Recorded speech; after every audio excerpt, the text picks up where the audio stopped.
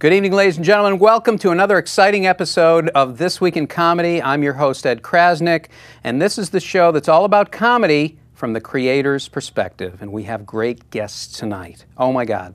We have an amazing actor, very theatrical, very emotional. Been doing a lot of shows lately. I think he's on something. If he's not, I'm going to give him something. He's so talented and a good friend, and also very spiritual guy as well. So interesting blend of Thich Nhat Hanh and Jackie Gleason, I always say. Mr. Eddie Pepitone is here.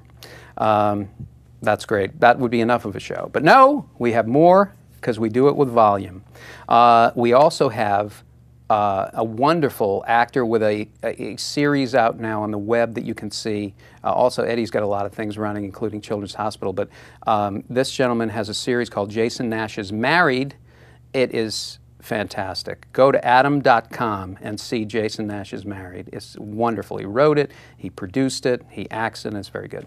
So Jason is here. And then we have some surprises, a few surprises that I cannot tell you about. We, of course, have Julie Mitchell with the news. We have Vicky Pezza coming up with some of her reports and some of her... You know, it's so good that I have Vicky on the show and I have Julie because obviously I'm in my 80s. And I need somebody who's of this world and of this generation. I did want to tell you, I had an idea for a bit. I'm not going to do it now. But I did want to tell you that I have some very exciting news. I've decided to pursue a comedy career. I just thought that after all the years of what I've been doing, I have not called it a comedy career, and I'm going to pursue it. It's going to start tonight, and you better watch This Week in Comedy. Check out these clips from our guests. We'll be right back with a great show. Hey. Oh, my poor baby. Yeah. How you doing? I'm okay. Thank you so much for taking care of me. I feel like I would have died without you. Hey, listen, I love it. You know, it's my greatest pleasure to take care of you, and I just want you to get better. Hey, do you think I could get like do you get a quick hand job? What? Just like a quick hand job? Are you serious? Jason, I have bronchitis. I'm doing a good job. I've been taking care of you for the last couple days, and I kept you from dying. Remember? I don't think it's a lot to ask, you know. Are you out of your mind? Why do you think that is something that I would want to do right now? I don't know. Don't you love giving hand jobs? What? Love giving hand jobs? No. I thought you loved giving hand jobs. I guess I was wrong about you. Love giving hand jobs? Who loves giving hand jobs, Jason? I don't know. No one. Would you love giving hand jobs? Yeah, I would love it. If I were sick, I would love the chance to handle a cock. No, you would not. And because I know you, and you're very impatient. You're a very impatient person. Hand jobs take forever. It's like the longest thing that you can do. I'm attractive, all right? And there's a lot of women out there that would love some of this, all right? Whether they were on antibiotics or not. This is special shit. Oh, God. Yeah, we're dealing with. I know. So special. You're so special. You don't think it's special? No, I don't think it's special. Really? Well, how about this? Actually, you're wrong on this one. Hi, I'm Dr. Daniel Floonwerther, and we've concluded that Jason's ejaculate has value far beyond just making babies. It's actually been found to nullify cancer in certain rats and to produce a sense of euphoria in everyone who comes in contact with it. Matter of fact, I've actually recommended that Jason travel to Africa on a special humanitarian envoy, as his sperm has been shown to multiply water molecules in a way that could indefinitely help with drought. Wow. Thank you so much, Dr. Floonwerther, from the Cum Institute. Not to mention, the guy is kind of backed up. It's not gonna happen. I guess it doesn't matter if you're cool, nerd, jock, goth, or clown. Underneath it all, we're people. And sometimes you have to make a bet on others. What's the over-under on people? If you ask me, it's faith. Got your 15 G's? What's the action on the Cavs game tonight? It's over. Cavs lost. Well, I'm feeling pretty lucky. Why don't we double or nothing on the Cavs? I said it's over. They lost. Looks like someone's afraid to make a bet. You want to make a bet? Whatever. You lost. Now you owe us 30 G's. Let's go.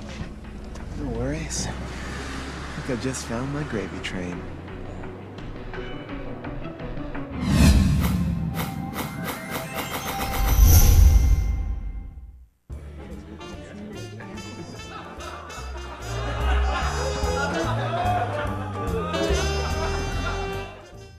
Everybody, welcome to This Week in Comedy. I'm Ed Krasnick, your host, and we're going to talk a little bit about comedy tonight, all from the creator's perspective. And I want to tell you that it is a beautiful, balmy, 82 degrees here in LA. Beautiful weather. The only problem is it's December 12th. So I don't know if this is the Earth's crust reacting. I don't know what this is. Let's enjoy it while we can.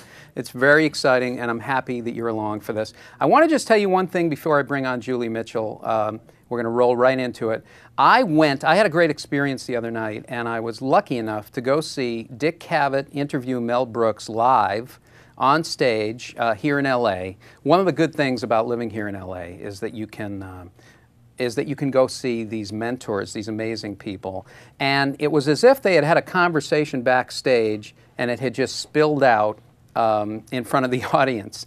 They told great stories. You're listening to stories about Jack Benny, Fred Astaire, the most amazing stars that of course, your show shows. In the audience that night were all Mel Brooks' friends. Carl Reiner was there, and he got up and he explained the 2,000-year-old man. And then from the audience and from the stage, they started to do it in front of this big audience. It was amazing. It was amazing. There is nothing like that. The conversation between friends that's gone on for years. Mel Brooks has this table, he has this lunch that he does every Friday, and ever since his wife passed, apparently his friends have been getting him together and having lunch with him to keep him company. And so it's been going on for a number of years now. And at the lunch, the table is, it's Alan Ladd Jr., it's Jay Cantor, who was Marilyn Monroe, Grace Kelly, and Marlon Brando's agent. It's Michael Gruskoff, who's a friend, who's a producer of Young Frankenstein and My Favorite Year and many other films. And it's Paul Mazursky, the director, of course, director of so many fine films, Unmarried Woman, Next Up, Greenwich Village, all of his terrific films. This is what it's about. It's about friends keeping each other company through all the years, and only through a sense of community can you be sustained. So we're lucky enough to have the comedy community, and it actually is a pretty good community. And we all live together in the same neighborhood. Every comedian. You've got Tom Kenny is across the street from me. Janine Garofalo lives next door. We go bowling. No, I'm kidding. But there is a community aspect to comedy that we'll get to a little bit later. I also went to Toys R Us yesterday, and I want to say that I am now against democracy. I'm against capitalism. I think it's wrong. I see the errors of it, and I want to devolve. I want to go back, because the people that were in that store yesterday, they should not be given freedom. That's it. I'm done with it. And on that note, let me welcome once again to our show Julie Mitchell with the Comedy News. Julie. Hi, Ed. It's so nice to see you again. And Thank you. You know what's so great about having you is I have no idea what's going to happen. I have no idea. I know that you're going to come up with something amazing. I don't know what it is. You know what's great? I don't know what's going to happen either. And that's what the beauty of life. That's true. I Totally just handle live. it. Yeah. Yeah. Even though it's hot outside, I wore my Christmas sweater for you. I'm so glad you decided. I love the wrap. I like that it goes over. Yeah, it does. It's constricting, but it's Christmas. That's kind of how Christmas is. Christmas is a time of constriction. Yes, it is. It's conspicuous constriction. I understand. I know what you're. No. All right. Now, Julie, Christmas is a big time for you and your family. You hail from Texas. Yep. Draw a picture for us. What's going to happen on Christmas time? Well, I'm going to be here with my husband on Christmas Eve. I have to go to his bar. He bartends, and I'm going to go sit with him. And then Christmas Day, we're going to fly to Oklahoma where his family lives. He kind of ruined Christmas again this year, but I'm not mad. You guys have a very strong relationship. Yeah, we do. Mm-hmm. I mean, my mom doesn't think so, but she doesn't know. She's in Texas. What does she need to know? Yeah. I went out last night. Where'd you go? My agency, because I have an agent. And they had a party, and it was this bar. I thought it was called Bar 210, but it turns out it was called 210 like OHO. Wow. It was very trendy. People had tattoos, and some people had boobs and spiked hair. A lot. Did you say on. some people had boobs? Uh-huh. Were those people women? It's hard to tell. Hard to tell. Did anyone have real boobs? Because you don't see any anymore. Well, if they were real, they're not like anything I've ever witnessed or touched. Bingo. All right. So, and what's happening in the comedy realm? Because I know you have your finger on the pulse of all things comedy. Well, Joan Rivers, the documentary on her. Yes. That DVD comes out this week, and I'm really excited to see that because it got really good reviews. I can't wait to see it. I haven't seen the last movie I saw was It's a Wonderful Life when it came out. I know that was wow. That was in what, 47? I think 45. Oh, yeah. But that brings me to what I was going to ask. What's your favorite? Now I know you hate Christmas, but what's your favorite Christmas movie? Well, I have to say it because I watched it, part of it last night. It's a Wonderful Life. That's a good answer, Ed. Yeah. Do you know why? Why is that? Because we're going to play 6 Degrees of Christmas movie separation. Great. I'm going to take you from It's a Wonderful Life to A Christmas Story. Okay. In 6 degrees. Are you ready? Do it. Okay. It's a Wonderful Life, Jimmy Stewart. Yes. His name could be shortened to Jim, and then you have Jim Carrey, Grinch Who Stole Christmas, right? Right. Jim Carrey also did the animated version of A Christmas Carol. You know who else did a voice on that? Colin Firth. You know what Colin Firth was in? Love Actually. Do you know what year that came out? 2003. Bad Santa also came out 2003. You know what else came out in 2003? Elf, which was directed by Jon Favreau, and his producing partner is Peter Billingsley, who played Ralphie in A Christmas Story. Oh my God, that's fantastic.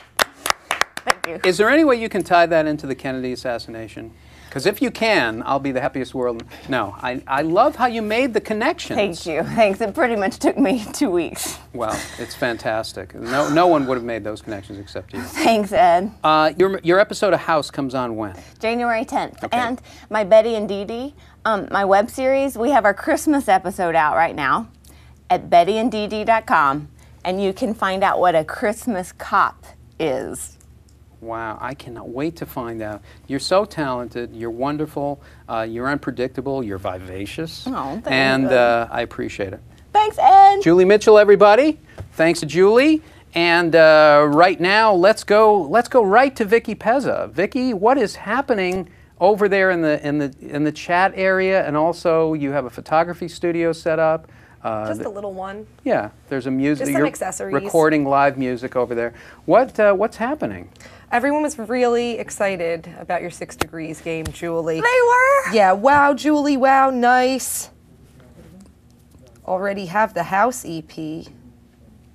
Let's not go there. But yes, everyone's very excited. Okay, all right. And we're going to come to you in a little while. You have some things to discuss. Yes, we actually, I'd like to play a clip if we can. I would love Eddie. you to play it. I'd love you to play it. Cool. This is actually our guest tonight, Jason Nash, Eddie Pepitone, and Peter Bumgarner. And we have a clip from What the Fuck with Mark Maron, which I believe you were on this episode. Eddie and I were on, yeah. It was a great episode. Mark has a great show, as you know, Mark Maron, a friend, and Eddie is amazing. Eddie, we're going to talk about this when he comes out here. So set up the clip and then we'll have Eddie live, right? Well, yeah, I had to pick this clip because from the minute he gets out there, it starts, and that's all I'm going to say. So let's roll it now. Eddie Pepitone. Namaste, everybody. These are prayer beads. Hey! Yeah, hi, sorry. What the fuck, Mark? I'm just going to jump into it because I know we have sketch groups back there who've worked for minutes on things. Now, let me... And I know that's a comment about today's kids who do... In my day, we fucking worked for hours and hours. Your day as well. I don't think it's good enough, we would say. And then eventually we would come out on stage and fail, whereas these kids, no, these fucking kids run out on this stage, like Mark said, with waffles in a hat, and bang, they're on fucking Parks and Recreation. Fuck them. Fuck them. Yeah. And fuck Parks and Recreation as well, which is so fucking boring, I want to kill myself and my family. If I had a family. If I had a family, I do not have a family, but if I did, I would murder them in front of parks and recreation when they're talking to the camera about the other characters in the show, and you realize life is such a vapid whirlpool of nothing. All right, that's Eddie Pepitone, who is amazing, and we're very lucky to have a great actor, great performer, Broadway, own podcast, probably does more podcasts than anybody in the world, and does more acting and actual jobs in television than I've ever done. And I'm resentful. No, but I'm not resentful, but I love him, Eddie Pepitone. Hey, buddy. Nice to see you, man. It's good to see you on an 82-degree day. December, whatever it is, I think it's 10th, 11th. All the leaves. It doesn't matter because in LA, all the days, they bleed into each other, don't they? They do. They're all sunny and it's all like, the sun is a flashlight to me that says, why aren't you on Bones? You know what I mean? Like, isn't it like that out here? It's like, at least for me, like I think everything is all about getting on television. You know, that is what it really is. It's not, it's hot and the light is on you. It's why isn't the light on you in a national sphere? Why aren't you being broadcast on the light? I am having dreams. I had a dream. I swear to God, I had a dream 2 nights ago where I was reenacting a Comcast commercial. You know how people reenact the Civil War? I was reenacting a Comcast commercial with a bunch of other actors. Like we had gotten together, like we're a group of people who reenact commercials. I'm going insane. Yeah. Comcast reenactments. But wait a minute, not such a bad idea. Perhaps not. You know Patton Oswalt did The Day the Clown Cried, live readings. Why not do a live reenactment of Comcast Well, thing? they're so fucking boring. Can you curse? Sure. They're so boring to begin with. Yeah. The Comcast commercials. They're so boring. Commercials in general are so boring that I think the reenactments might be funny. You know what? Years ago, I used to write sketches about a Civil War reenactment, a singles thing that you'd go to, and it was called Single Surrender at Appomattox. And it was people would go dressed as their favorite Union and Confederate, and then they'd have to bunk together. They had a cotillion and all this. I thought it was great. I think it's a great theme. That's for getting along. But no, reenactments are very big, and it's something that we want to do on this show. Let's do the Comcast reenactment here. We'll do it. We may not do it tonight, but let's do it. Okay. Because I want to have a whole reenactment thing.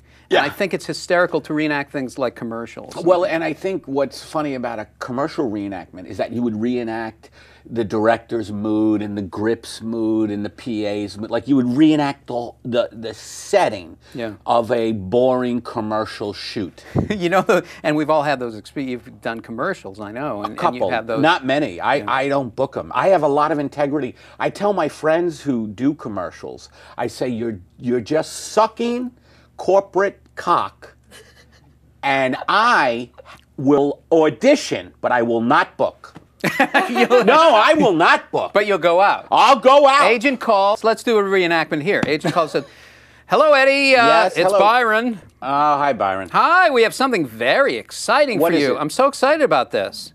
It's a PG&E poster ad. Oh, great. I'll be there because I can't afford to turn it down. Oh, but I'm going to show up angry, and they're not going to like me from the word go. Okay, you're a lumberjack.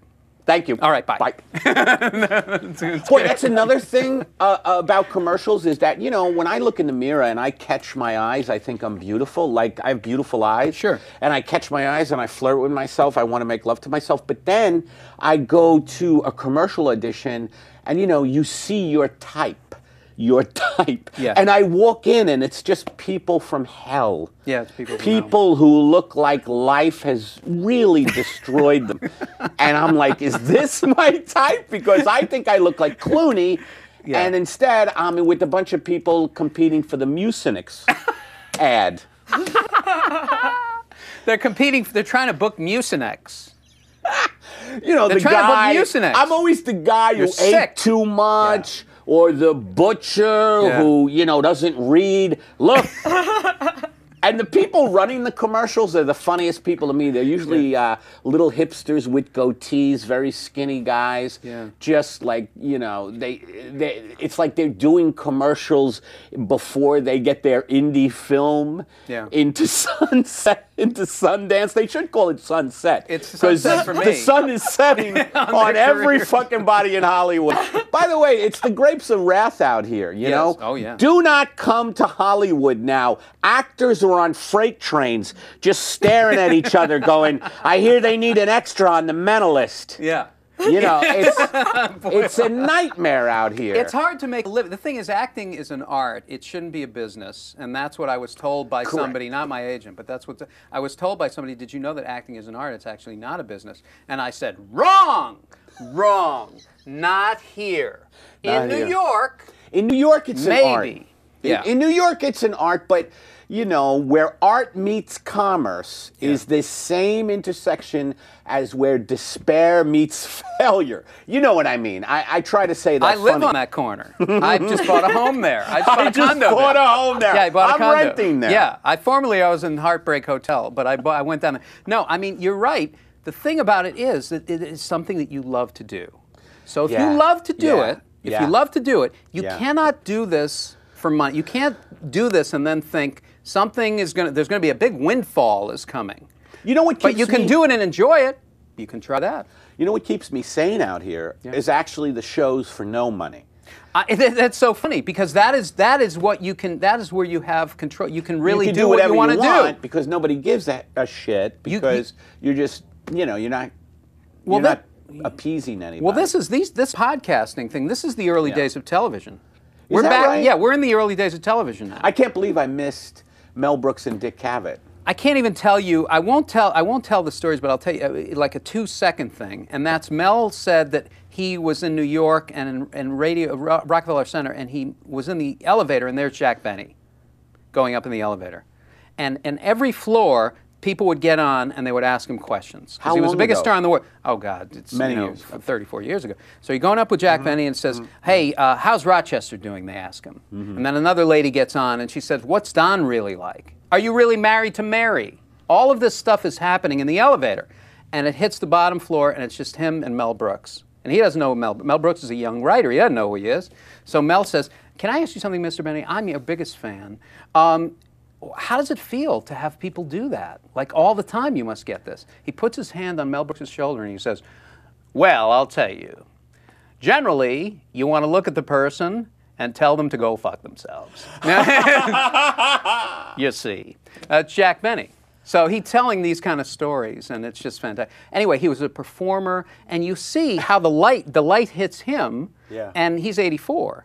Now. Yeah. And the light hits him, and it's like a spark goes off in front of an audience. He's singing songs. He's in front of the audience. But before that, he's dead as a fucking doornail. No, not right. He's dead as a doornail. He's a corpse.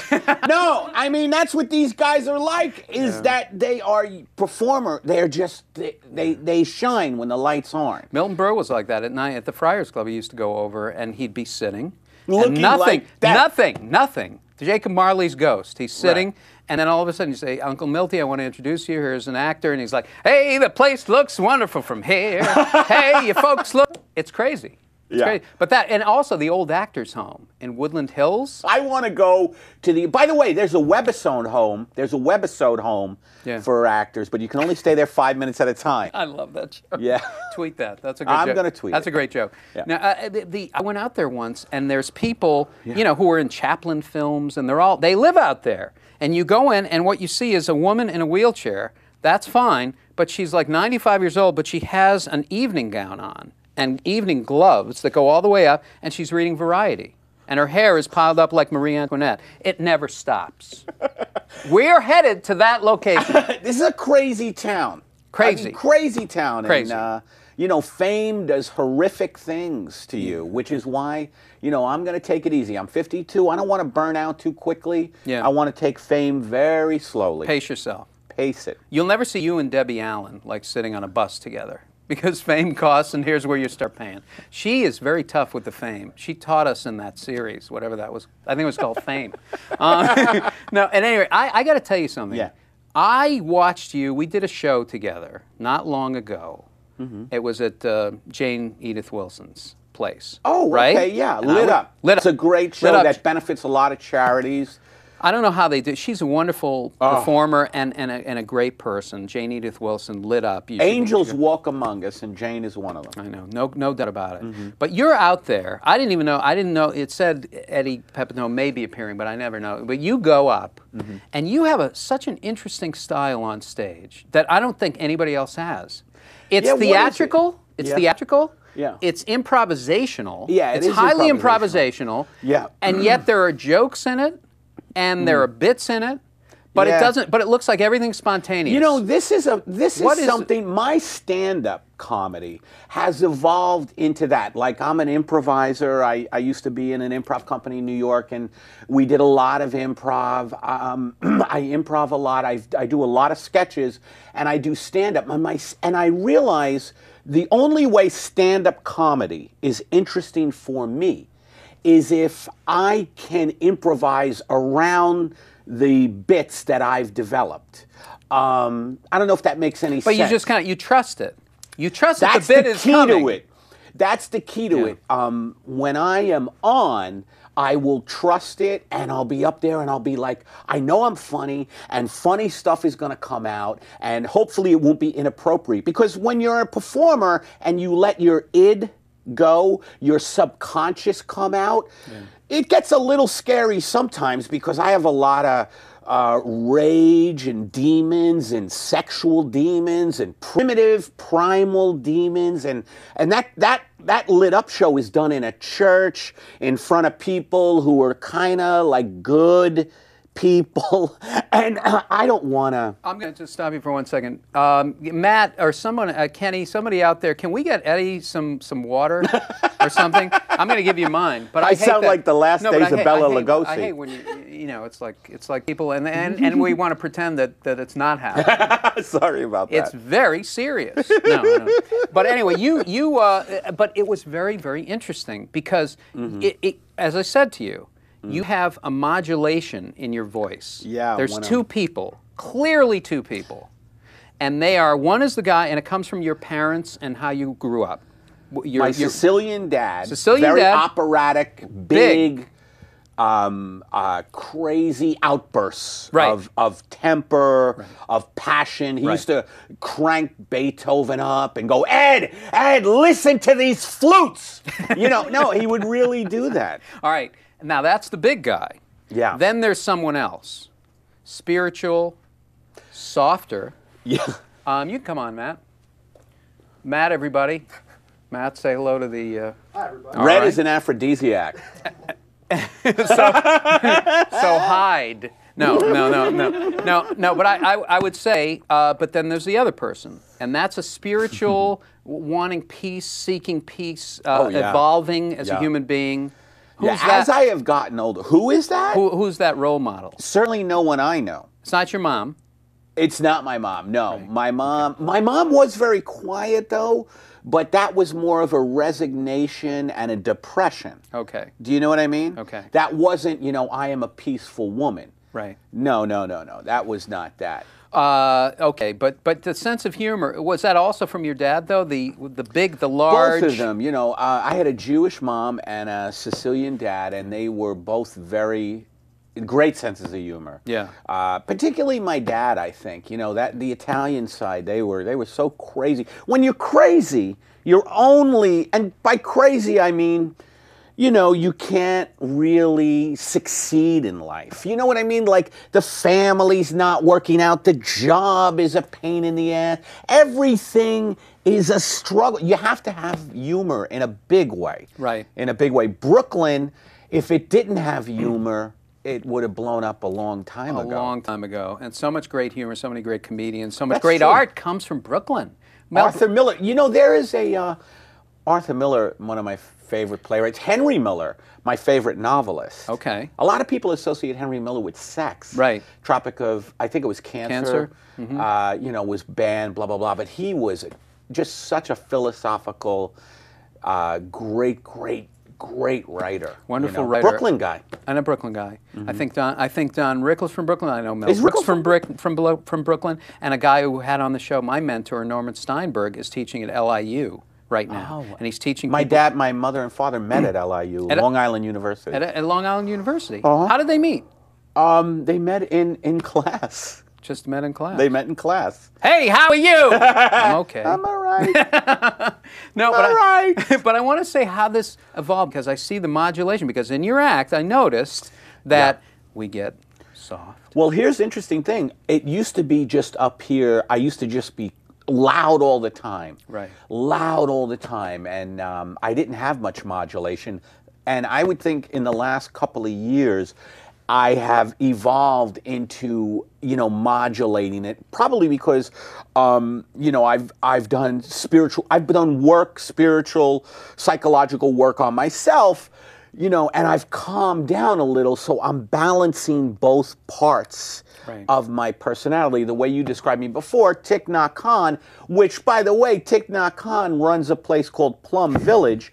Thich Nhat Hanh right now is the headliner at Plum Village.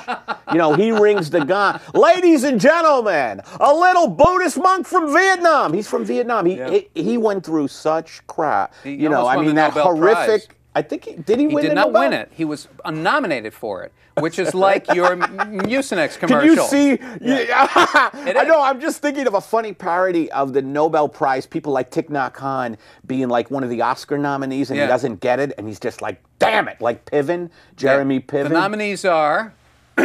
The nominees are Ralph Nader, the man Anton von Leeuwenhoek, I don't know, and Thich Nhat Hanh, and the winner is Anton von Leeuwenhoek. You beat Thich Nhat Hanh. Now this is the Buddhist master. This is the best. This is the biggest Buddhist minister, the teacher of the world about peace and harmony and balance. The winner is Anton von Leeuwenhoek, Nobel Prize.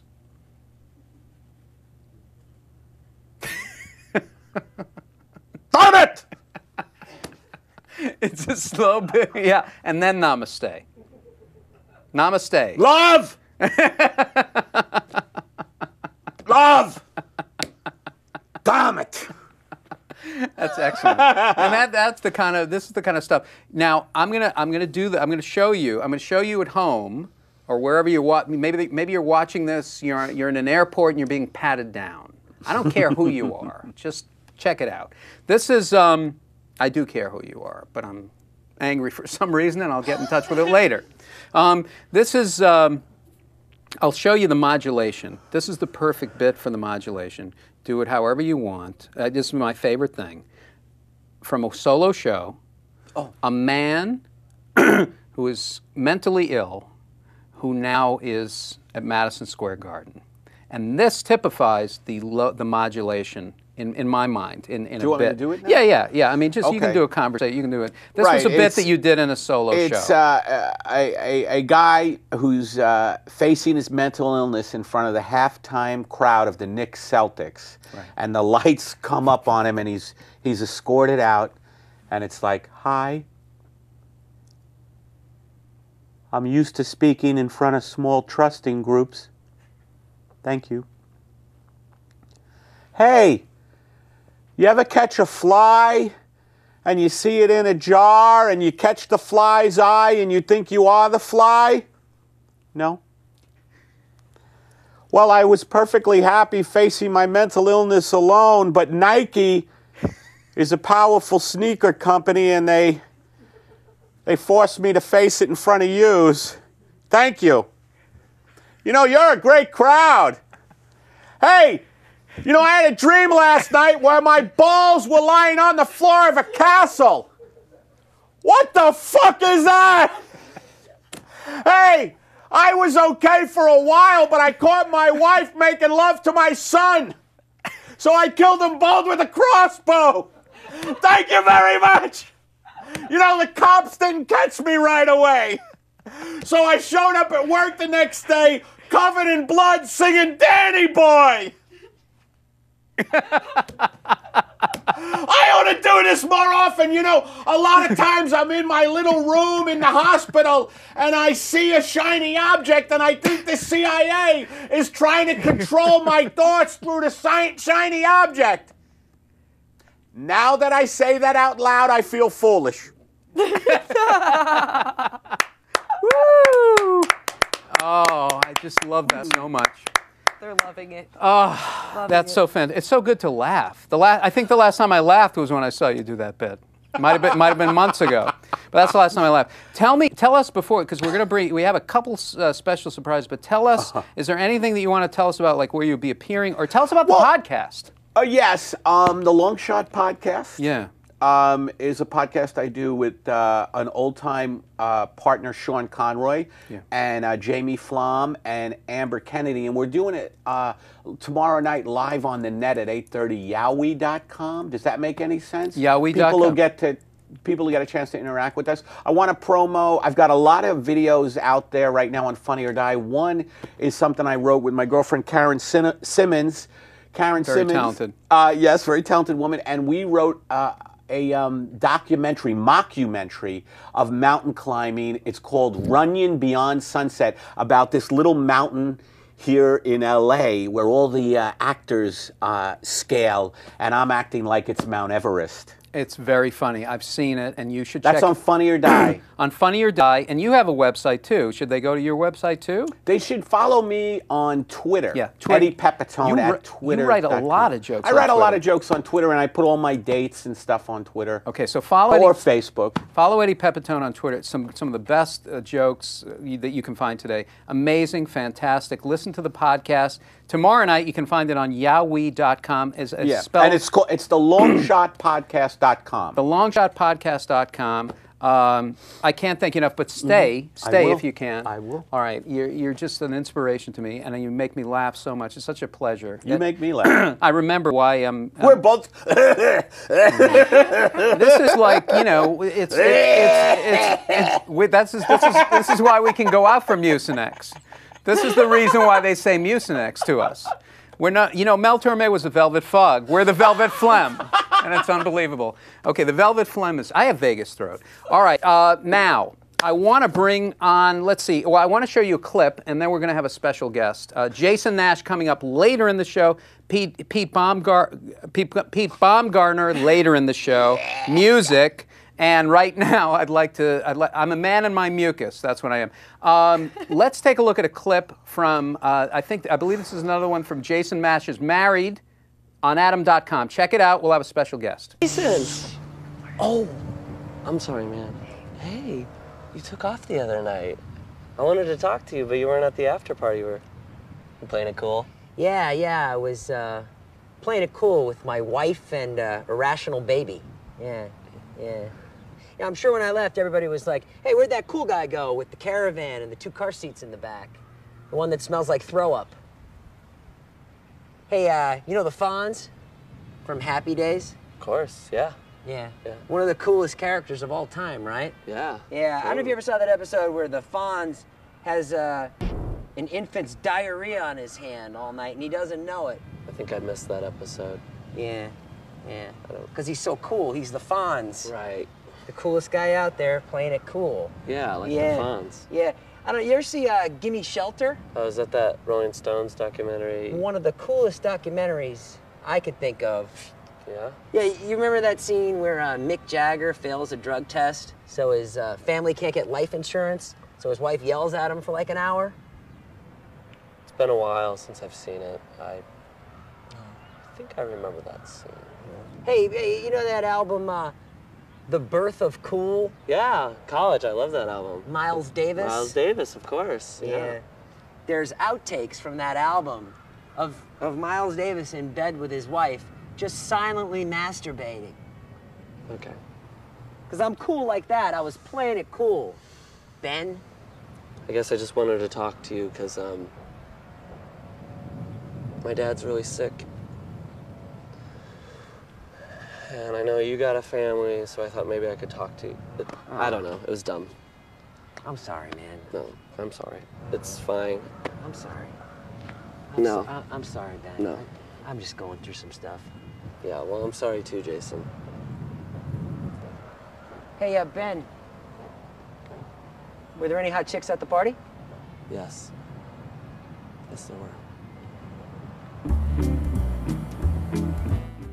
All right, folks, that was Jason Nash is Married on Adam.com. Of course, Jason Nash, great actor and a great comedian. But tonight we have something kind of different.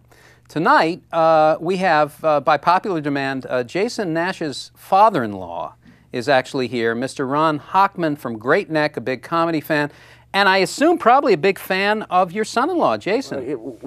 First of all, let me just say, Ed, it's wonderful to be here. You have a wonderful program. There's a very funny gentleman next to me. Sure. And you're a great host. You remind me of. Do you remember Bill Drysdale?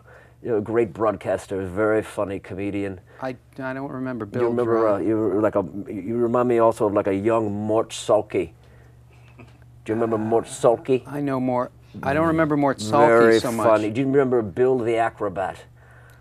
He had a show on PIX a long time ago, WPIX. He used to come out with, he would twirl plates and say the alphabet at the same time. Very funny. I do not remember. I'm wonderful. sorry, I can't recall that, but thank you. Great to be here. But yeah, you know, I wanted to come and speak about comedy. And you know, I know it's your business, you know, and I don't know a lot about comedy. My son-in-law Jason, you know, Jason Nash. Yeah, very young man, but comedy has ravaged him. You know, has turned him into a very despondent person, and spends a lot of time in the garage alone. He's married to your daughter. Married to my daughter-in-law. Very sad, you know. But things are very bad, terrible. You must have a lot of feelings about that. You I must do. feel really. Oh, I don't know what role you play in It's terrible. it. Like You know, comedy has changed so much since my day. You know, for example, Jason. Did you know that I've never heard him say anything funny in my life? It must be very, very difficult Never. for you. And you would think, as a comedian, you know, a smirk or a smile. And I checked my person last week. I thought about it. Not once, not a warm feeling or anything. So, Nothing? No. So how do you go on with this charade, like pretending that you support him? Well, listen, it's very difficult. He's a nice man. He's a good boy, and you know, we love him very much. But things are terrible everywhere, Ed. You know, it's a bad time. It's a bad economy, isn't it, Ed? This is one of the worst since the Great Depression. I'm sure you heard about Bank of America, you know, laying off 300 people last week in Brooklyn. Terrible, you know. They had to let 300. Their profits are way up, though. I know, it's Their terrible. Profits are way and up. the people, as they're cleaning out their desks, you know, they're not going to have Christmas this year, you know. And as they left, they were all raped in the parking lot. Terrible. 300 people. Terrible. A group of marauders just happened to be going by From the Congo. at that time. I think they were people from the Congo. They had finished raping in the Congo. I didn't read the That's article. juju. the whole way That's through. bad juju. Terrible. I don't know what that is. I'm sure did you hear about IBM? What happened to IBM is a branch in Fort Lee. They didn't have enough money for heat. And so the Very employees going to work 2 to 3 layers, Ed, jackets. Very difficult to do computer work with no heat. And things are so bad at this particular branch of IBM that 4 of the employees decided to just jump in the furnace and end their lives so the other employees could have heat for the winter. Did they save their jackets before they jumped into the furnace? Because I would think that they would give those extra. They left their jackets behind, so that's how selfless they were. Well, then I feel a little bit better. And me, of course, you know, so this is the only clothes I own. You know, I've sold all my clothes. Really? You know, most of the time I walk around in a barrel.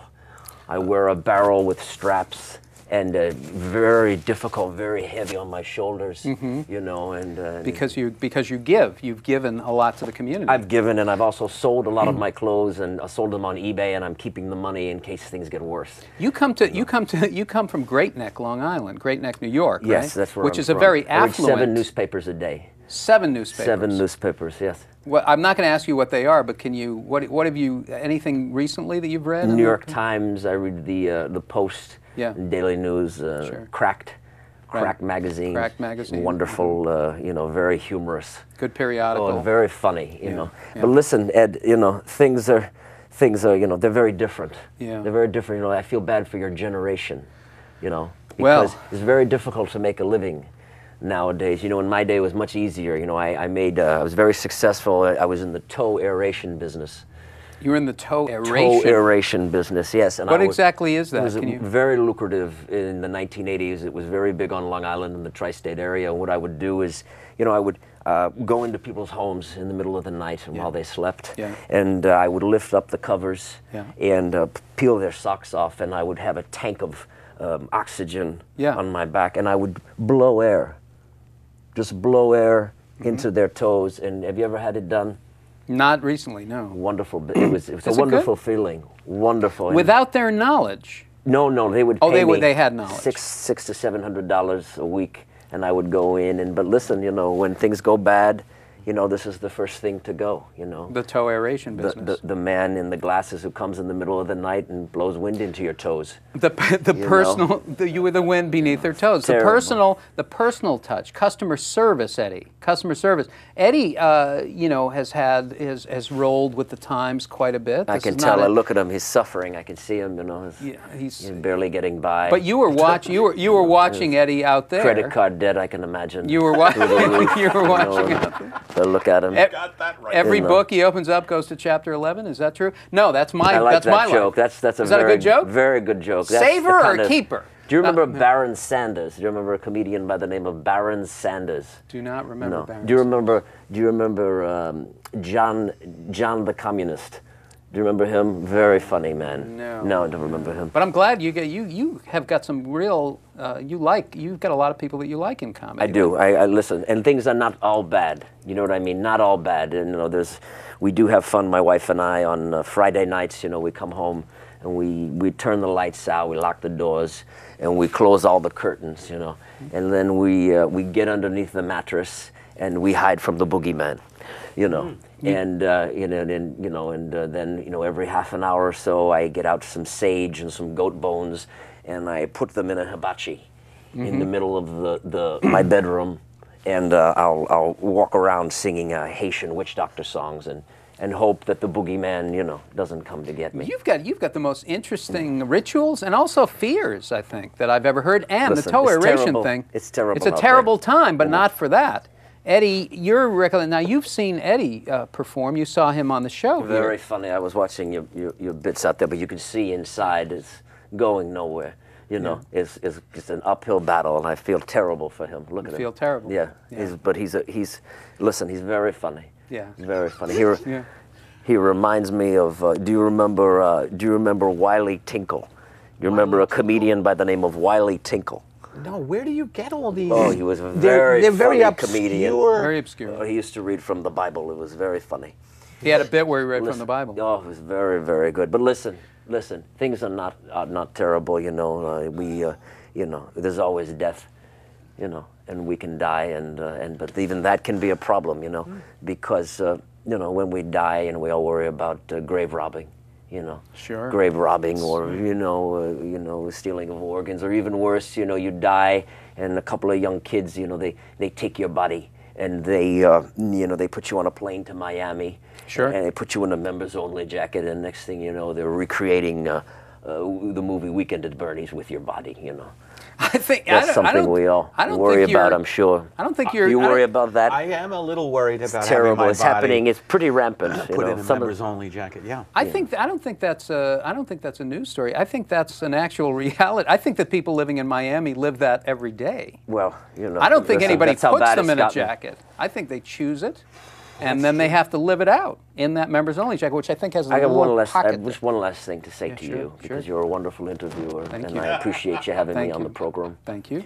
Something to leave you with. Okay. I have a friend in Boston. His name is Donald. Sure. Okay. Now we all know that on 9/11, there was one of the planes from Logan Airport went into the World Trade Center. And we all know this. Yes. And Donald was not supposed to be on that plane. And he didn't have any reason to be in New York that day, and he actually doesn't fly on airplanes. He only travels by locomotive. And actually, he hates New York. He's a big Red Sox fan. But something to think about, if Donald didn't hate New York, didn't hate the Yankees, and wasn't a big Red Sox fan, and did fly on airplanes, and only didn't just take locomotive trains, and had a reason to be in New York on that day, Donald could have been on that plane. That's really true. So watch out. Stay away from the boogeyman, you know, something to think about. I won't go in between the mattresses, but I will do the Haitian dance around the bed with my wife. You are a delight. It's a pleasure. Your son-in-law is Wonderful. very talented, Listen, and he's going to if be he very doesn't famous. kill himself, he might get somewhere. Okay, good. Wonderful. Thank you, Thank you Pepitone. so much, Ed. Ron. All right. Thank you, Ron. Should I sit? And why don't you stay here, Ron? We have a clip that we're going to play of Jason's web series. Have you seen it? Very funny. Good. Wonderful. That you enjoyed? Yes. The web series? Yes, it was very funny. Let's take a look at that. This is Jason Nash is Married, a clip, and then we're going to be joined later by Jason Nash and see what he has to say and bring the family together. Nice. Have your mom here watching the kids. Just have a moment to sit and not worry about the kids for a second. You can't commit suicide when you have kids, No, you can't. right? No. You can't do that. People can't do that. What's wrong with you? What are you talking about? Do you want to commit suicide? Do you want to leave us? No, I don't want to commit suicide. I don't know if there's an afterlife. Oh, okay, so if you knew that there was something better after, then you would consider it? No. Well, I mean, what would be better than you and the kids? I mean, would I be a successful comedian on the other side? Like, I didn't make $6,000 last year? Yeah, okay, sure. That's tough. I really like the kids. Yeah. I really like them. How successful? Like Seinfeld? Seinfeld. You'd be Seinfeld. Seinfeld successful? Yeah, sure. Oh, wow, that's... Seinfeld. Seinfeld's really successful. Oh my God. Would I be married to you or to Seinfeld's wife? Don't you think I'm hotter than Seinfeld's wife? I do. I definitely do. You know what? I don't want to do this. This is too dark. You're right. It's weird. This is so dark. And it's stupid because I don't want to commit suicide and I love the kids and I love you. You know how much I fucking love you? I love you too. I love you so much. I love you too.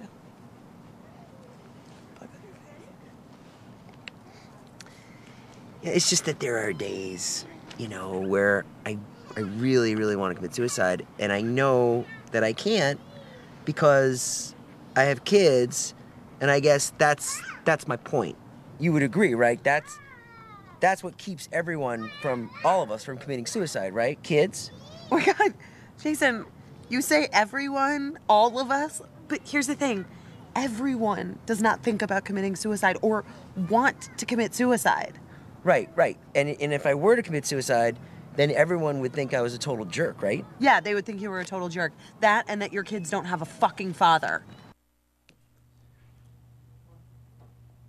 Okay, you've been watching Jason Nash is Married. It's a great show, great series, and you can see it on adam.com. And earlier we had the surprise. We had Eddie Pepitone, of course, who's amazing, was so funny. And we had Jason Nash's father-in-law from Great Neck, Ron, was here. And now we're joined by Jason Nash and Pete Bumgarner. I don't know why, I'm sorry. But I'm glad to have you here, Pete. And you guys, I'm going to ask you about your response to your father-in-law later. Oh, I know. He was crazy, huh? We wore the same thing tonight. You guys dress alike. You're not alike in any way. That's why my wife picked me. I think she has a daddy complex. We dress exactly the same. But you're so not alike. That's what's so great about it. Well, listen. Oil and water. He's a good man. You know.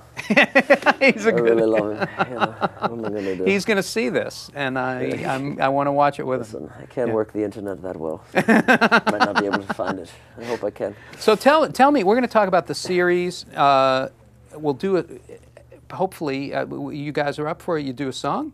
Sure. Do something. Yeah. But you guys, tell us how this all started. You guys working together doing music. Oh, it started years and years ago. I think the first night Jason and I met, his father got us a under the table paying job at a hotel, clearing out old dishes and whatnot. And Jason was immediately making up songs like riding elevators up and down all night. So yeah, and it started off like and I can't play music. Yeah, but I have songs in my head. Yeah. You know, because I'm crazy. So then I go to Pete and I'm like, and I beg him like, oh please. Can we write this song? Because Pete's like a real musician. He went Yeah, to I'm Berkeley. a trained musician. You went to I have Berkeley? that curse. Berkeley School in Berkeley College of Music in Boston. In Boston, Yeah. on Mass Ave. Fantastic. So we used to do shows in New York where we had like a band, and I used to perform under this character named the Reverend Nash, who was like a preacher.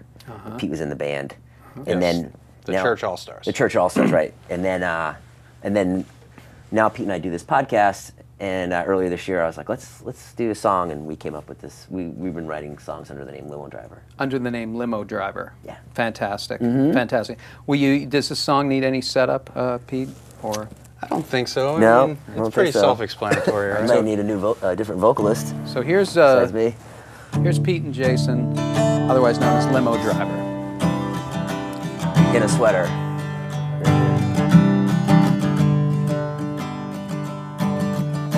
Jason's mom watching Taken with Liam Neeson.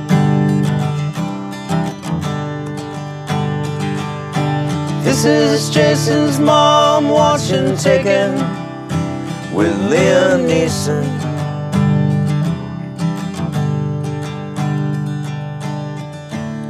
You get him. That's what you get. You don't take somebody's daughter. Punch him. Punch him in the face. Kick him. Punch him. His daughter lives with his ex-wife, but she wants to go to France for the summer. And Liam Neeson won't let her go. Why's he being such a prick? She gets abducted right when she gets there. He was right, Jay. He was right. How did he know that? He's not psychic, but he had like a sixth sense about it. He knew that if his daughter went over to France, something bad was going to happen to her. Are your feet cold? My feet are cold. Can I get some more blanket?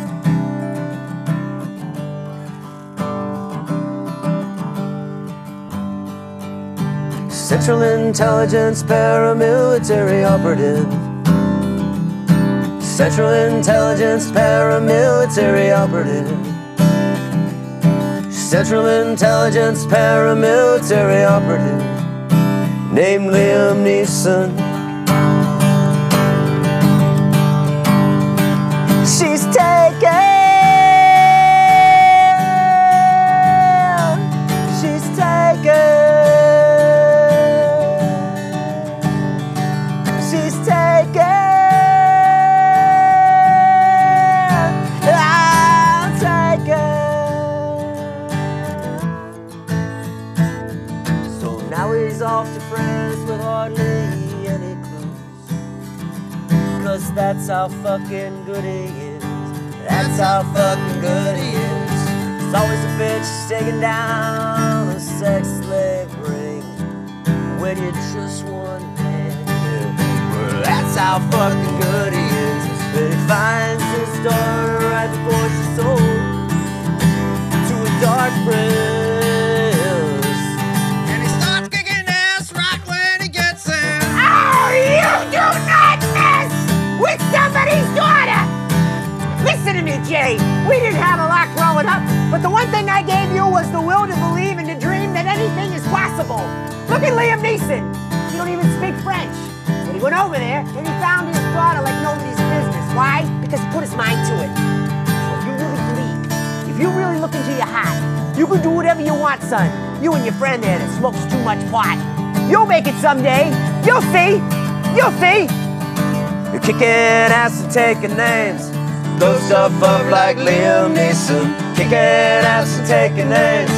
Got to believe for no reason. Kicking ass and taking names. Blow stuff up like Liam Neeson. Kicking ass and taking names. Got to believe for no reason.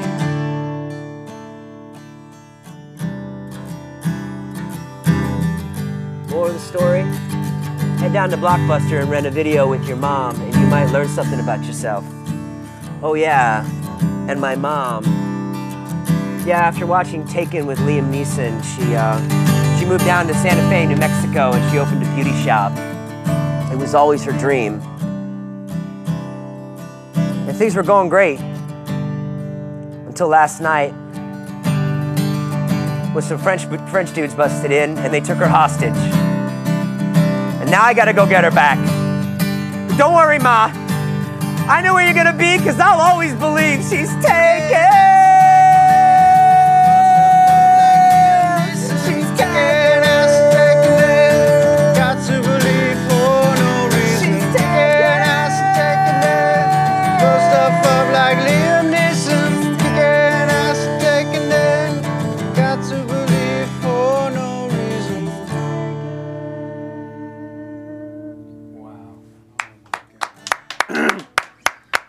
That is crazy good. I look fat. That is amazing. That's Pete Bumgarner and Jason Nash, aka Limo Driver, doing Taken is the name of the song with Liam. Taken with Liam Neeson. With Liam Yeah, Neeson. that's the name of the song. You know what? Taken with I've Liam actually seen that movie, and I've seen so few movies like in the past. You know, when you have kids, you know, I saw that movie. I actually took a day and I went to a theater, and I don't know why it was the only thing playing like in the. You saw that Yeah, in the I did. theater. I did. I actually paid to see it. By yourself? Yeah, and I was like, I was like, I don't even know what I'm seeing anymore. I don't even know what I'm seeing. But if only the movie were as entertaining as that song, I would have been so happy. That makes sense. The movie did not, but that makes sense. I kind of went with the movie. You ever do that? Oh yeah, no, I did You go just with have it. to commit to No, Taken. no, with Liam I did go with it, and I liked it for that. It was entertaining in some ways. Well, like, have you seen The Expendables?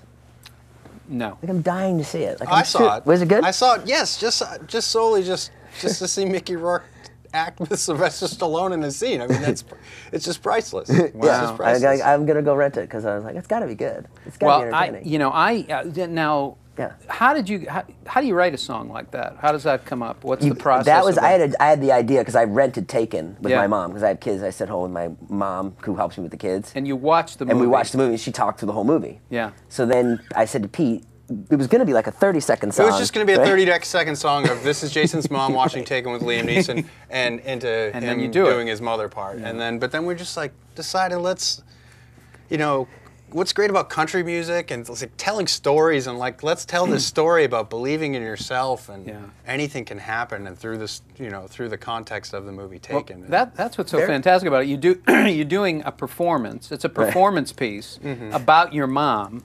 And then it's in the. I love it that it's in the shell of the storyline of Taken, which could be a solo show in itself, just that.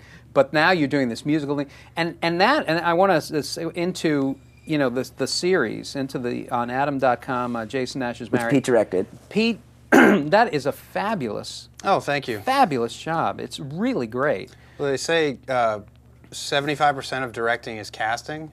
And in my case, it was 100%. Wow. Jason producing it he got the best talent to come in, and I didn't have to tell anybody to do anything specific. Well, you know what? You just called action and cut. That was pretty much it. Well, I'm sure that's not entirely true. We got De Niro. De Niro came in. DiCaprio.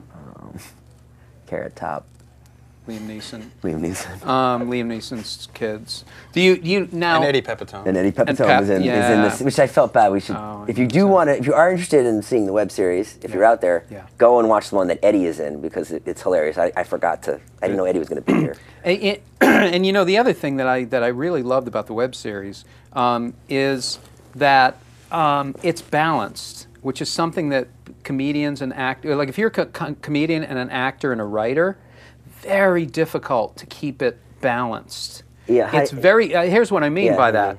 Like you have Andy Daly coming in with a fantasy, sort of sequence. He comes in and he's there, but it's not it all sort of makes sense. It's not overdone in the series. It's not like that's the hook of the series. Yeah. To do that, that's part of your life, and that appears in the series, but it's not what the series is about. You know what I mean? And most people would take it and say, oh, I'm going to do this every single time, and it's going to be every time I'll be this guy and I'll be doing this. And I found it very human. There's a lot of like humanity in it. Okay. A lot of level, and you don't overdo it. Okay. It's something that I have a trouble with, and I really admire that you guys, that the writing in it is very real. That took me a long time to try to learn that, like less is more. People used to say that all the time, like if you're like a young comedian, people would be like, less is more, less is more. And I'm like, how could that be? Yeah. How could less be more? Yeah. And it took me all my life to be like, oh, I see now. I understand. Well, to trust it. In other words, if we played you the 7th song we've written, it wouldn't be as good as that song. Right. It's you know what I mean? It's a process. But then I admire telling a story, about marriage and about your life, and really taking from your life, and then and letting some of the truths just be there. Right. You're not trying to out joke the truth. You're trying to display it. But you're not trying to out joke it, and I thought it was very restrained. It's not like it's like somebody who learned to trust themselves somewhere along the line. Oh, and I love that. That's not me. Well, it looks like I still have to tell him to trust our. He's so worried every time we play out, and the crowd reactions to songs. Comedy. Have you ever done comedy songs? They're really hard to do because we go through this thing, which is like he comes from a band scenario, right? Which is like, this is our tunes, and if nobody likes it, fuck off. It's like, screw you, man. Yeah. It's like, this is our music. And I come from like, oh, please the audience. They must laugh. And so there's some things that we'll do, people are like, I thought it went great. And I'll be like, that was terrible. Oh, yeah. So it's so really hard. Well, I've always thought about like musicians. If you're playing like a crappy gig, you always have the music, and you always have each other. Right. But if you're a stand-up, and you're playing a crappy gig and there's no other stand-up in the audience, you're like dead. You have no perspective, and you're a dead person. It's just a horrible night for you. Yeah. And it always becomes difficult to read the audience. Anyway, I want to ask you about like how you're somebody who, like, to me, like, takes a lot of risks. Pepitone is that way too. You guys, you put it out there. Right. Like, there's no holding back with like some of the stuff that you. So how do you become that person who, like, maybe doesn't trust all the time, but then is the guy who like puts it out there? Because like I've been both. I've been the guy that's like scared, and that doesn't work. That's just not gonna.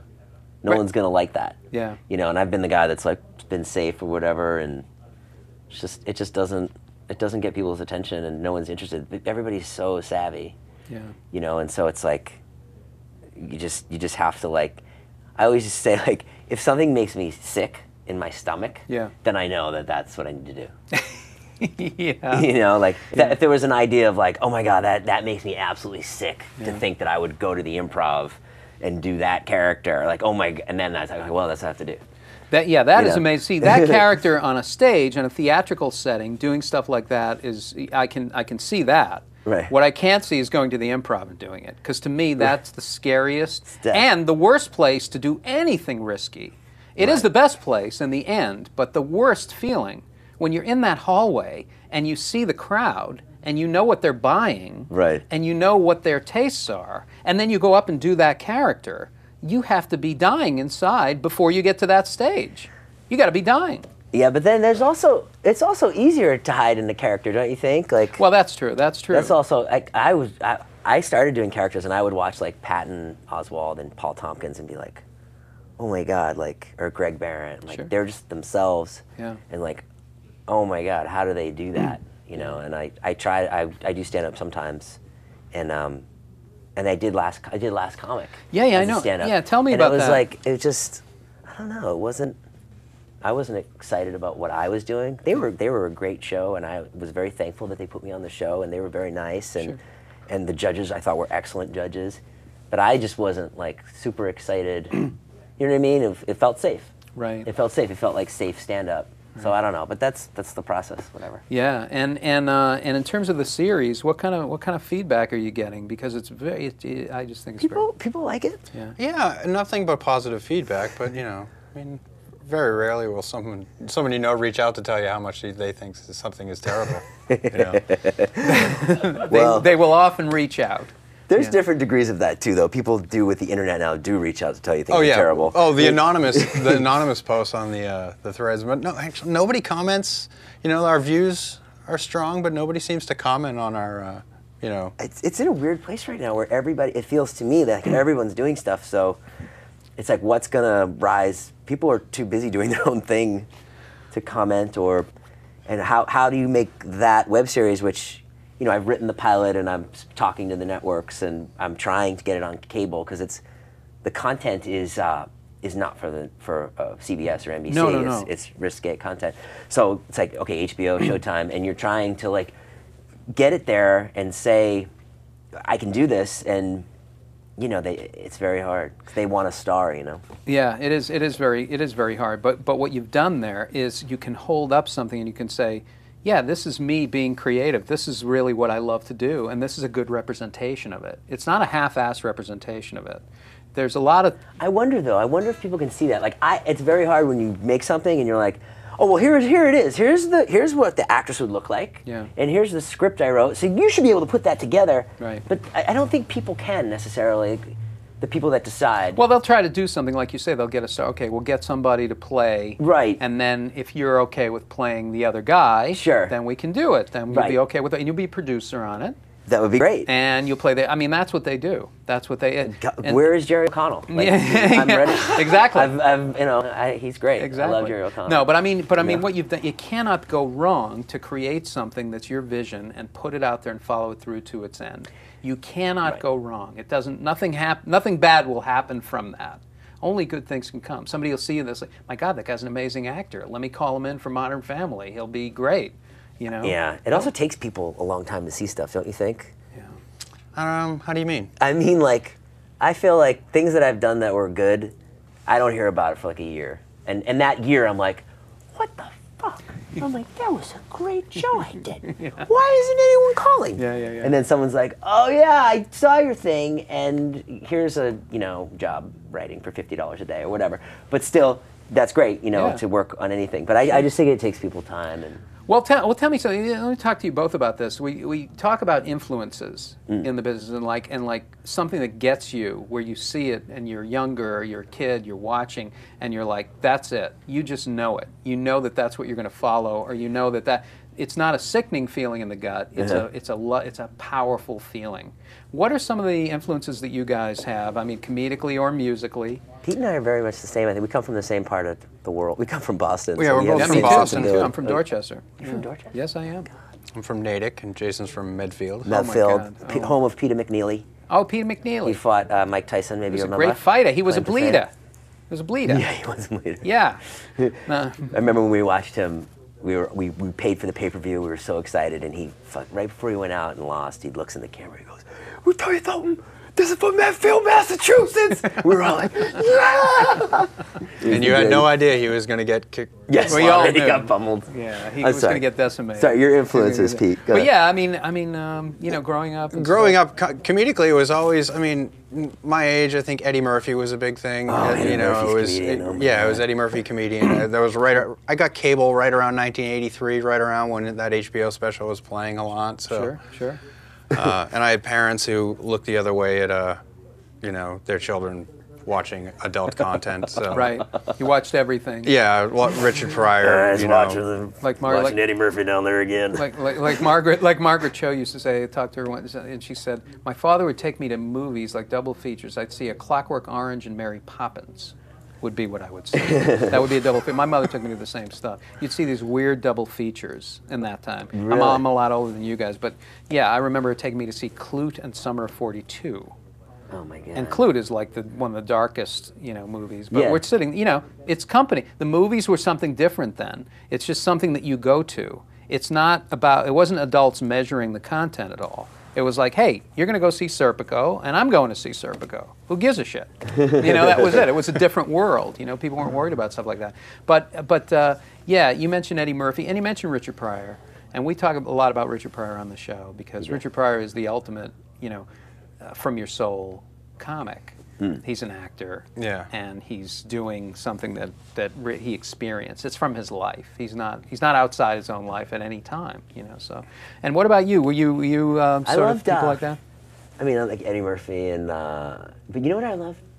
I remember Whoopi Goldberg's one-woman show. Yeah. I was like, wow, that was pretty amazing to me because she had a lot of stuff about being poor or whatever, and I think I related to all that, and I was like, oh, that was really, really good stuff. Yeah, and also that you can be, you can take people to a place that's really dark and really tough, and then you can still be a comedic actor and still be funny. I mean that blend is, I mean, if you're going to do a solo piece, or any piece, really. Yeah. I mean, there's a part of what, as silly as this song is. I can't believe I just answered Whoopi Goldberg is my No, I know. But that show was very good. It's a totally true answer. Like, I remember seeing it. Her first one. Her show was very good. Did all those characters, like, oh my God. And that was kind of what you did when you first started getting into That's program. right. That's right. I would just do that. That's all I knew how to do from that show. I would be like, okay, I'll just go out and do these characters and stay in them. Yeah. Because that's what she did. You impersonate, and that's what we all do, is stand up and perform. You impersonate, you know, you follow who you love. I'm sure there's like a 12-year-old out there watching, like, the lady from The View? Yeah, that's right. Is that what he's talking about? Yeah, go back and watch The Lady from The View. Go back and watch a one-woman show. We One-man have a show. question from the chat. From Shane, wants to know, who would you guys like to work with, and or is there a newcomer out right now that you think is really great? Yeah, there's a guy named Andre Highland who Pete and I had on our podcast. We have a podcast called Guys with Feelings, and and there's a guy named Andre Highland who only does characters, and he is unbelievable. Yeah. He does a character named Jesse Miller, and he's just like a hick who has come to Hollywood to blow shit up, and he's really good. Yeah, he's really good. Who would you want to work with? Who would you want to direct? I don't know. Famous. Somebody famous? Come on.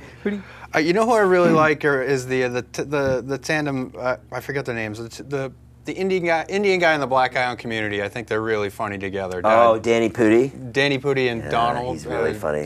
Donald Glover. Donald Glover. Yeah, those guys they're are really funny guys. Erica, that works on our show, actually bailed early to go see him. She's going to see a concert I was tonight. upset. He I wanted does. to go. Apparently, he does like half stand-up, half rap. Fantastic. In his show. We should ask her how it was. Yeah, that sounds intriguing to me. Sounds great. I just think that those guys are, they're young guys, and I think they're really funny, and I think they work really well together on the show. I don't know if they were like a comedy team before that show. I don't think so. No, he was in a group. Donald Glover was in a group. Well, I'll tell you, watching, and this is a weird mix, but watching Mel Brooks the other night tell stories was amazing. The details. Yeah. It was a class in storytelling. Repetition, details, passion about minutia. Passion about minutia. He said the guy was wearing a coat. It looked like cashmere. Wasn't. And that's in the middle of a big story. Looked like cashmere. Wasn't. And so that's how to tell a story. We don't have now I want to set this up for you. Vicki has questions, I believe, from a friend of yours who really has some probing questions. Yes, every week we try to do a segment called Celebrity Questions where we get someone else to write them in. And this week we have some questions from Chelsea Peretti. Oh, I know Chelsea. The great Chelsea Peretti, who should come on the show. Look at that. Chelsea. So here we Gorgeous. go. Gorgeous Chelsea Peretti. Every nerd boner's dream. Number one, what is a typical thought cycle for you when you have a moment to yourself? Need a job. Got to make money. Got to write that bit that I've been saying I'm going to write for 2 months. Got to call Pete. Fuck, where's the baby? There you go, Chelsea Peretti. Really? Where's the baby comes last in the scheme of that whole thing? Yeah. No, it started with where's the baby. Where do you guys see yourselves when you're 80?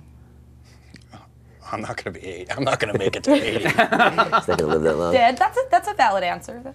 Hopefully I'll be, in Boca Raton, down there in my timeshare, Toe aeration business. Hopefully the toe aeration business will pick up. Maybe starting it up. I wonder if I'll be doing comedy. Would you be doing comedy when you're 80? I probably will. I don't think I'll be doing comedy, but I think I'll be running a place that is like a community center That for does it. comics. Yeah, I'll be running. Maybe I'll be doing something. Hey, this is what we do. Do you ever teach? I would love to. You would. You'd be a teach. great teacher too. Love to teach. I can teach you what not to do better than anybody. Oh, I'm good at it. I'm good. Last question, because we're running out gotta of time wrap. here. Yeah. Jason, do you think Eddie Pepitone should marry his girlfriend? That is a great question, Chelsea Peretti, and no one asks Chelsea it Peretti. enough. Yes. I used to be that guy that was like, fuck marriage. But it'll add years to his life.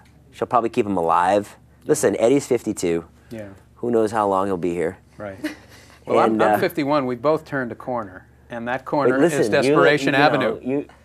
You've got your little different situation. I'm not going to say any more. Well, that's great. Hey, Chelsea Peretti, thank you. Good question. And thank you, Vicki. And please, Chelsea, come on the show. Is Chelsea watching? please. I Well, don't know. I'm going to send her the link. Yeah. I like to get like should people watch. that I like and then force feed the show down Yeah. their throat Yeah. Right. by asking them to ask questions to their friends. Yeah, we have a It's been big, working. big marketing campaign coming up. It's called "Shoving the Show Down People's Throats." I'm just I forcing think is it the on them, that's yeah. what we do.